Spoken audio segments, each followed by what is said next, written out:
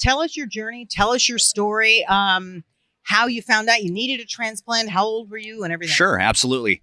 Well, I was born with a CHD, or congenital heart defect, called transposition great arteries. It's one of the big four.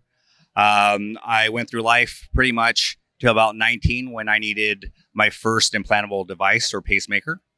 I became a professional athlete, played soccer for 12 years at the professional level. Oh. And in 2010, I was told at that time that it was time for me to get a transplant. That's got to be scary. You know, you're probably thinking you want to go through your whole life and hoping it just doesn't catch up with you, right? You know, actually, in my case, no, I was ready for the transplant. Really? Mm-hmm. You know, that for me and for my family, that meant the next step, because most patients with my diagnosis as a child, we didn't have a long lifespan. So transplant was definitely something we were looking forward to. So you embraced it and you were saying, I'm ready to do this. So tell me, when they said you were ready, how much time did you have? Like, what's that like? Well, for me, it was 1,000 days, almost 3 years. Wow. So I was listed in Colorado at the University of Colorado.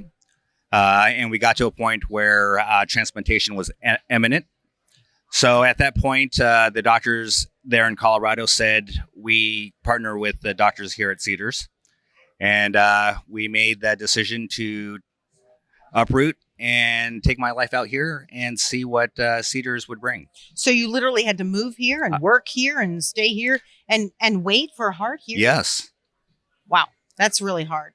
And the interesting thing is that I only waited 39 days. After waiting 1,000 days in Colorado, it took 39 days to find the perfect match. So where do you get the money to stay? Well, that was the biggest thing. Yeah. You know, for most patients like myself, especially when we have to basically move our lives, it's difficult. You know, insurance companies really don't help us out. It's very difficult for the hospitals to do something. So that's when I reached out to Ava and Ava's Heart. And I know Ava, and she embraced you probably immediately and figured out a way to help, right? Absolutely. She jumps in first and then she figures it out later. That's exactly what she did. That's Ava. So how did Ava's Heart help you? How were they able to help? Well, what she was able to do, this was 5 years ago. So this is kind of when she was really kind of starting out. Mm-hmm. She helped with my rent for a couple of months. I was able to get residence at Park La Brea, which was nice. Close, very close, which was another blessing. Yeah. Then actually Ava and I became really good friends, and Ava was actually the first person to get to me the night that I got the call, because my whole family was in Colorado. Wow. So you got the call, and then what? You get right into surgery? No, got the call. We got the call. It was September 7th, about 4 p.m. in the afternoon. And at that point in time, they called back and said, hey, I think we're going to do this tomorrow morning. We need you in by 10 p.m. How long is the surgery? Mine was a little bit longer. It's more complicated, done on a patient that has a prior defect. We went about 9.5 hours. Hey, God bless these surgeons, what they do, what they're capable of doing. Absolutely incredible. It is incredible. And what Ava does to assist in that, because you've got to be close to the heart. Absolutely. And, you know, like I said, she was there right before I went in.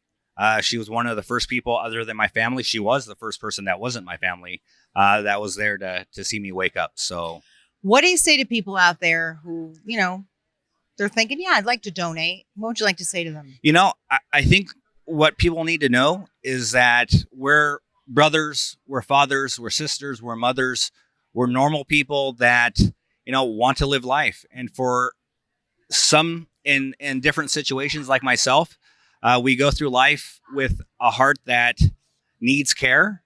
And, you know, it's very appreciated when we find those that are out there that are willing to donate. I say it all the time. My donor was 27 years old. And I thank him. I thank his family every day. And that's how I live. I live for myself, my family, and for him. Yeah, that's beautiful. Beautifully said. Thank you so much for being here. Thank you very much. And you look healthy and wonderful, and just grateful that you're here to enjoy all this and share. And I appreciate it. Thank you. Thank you.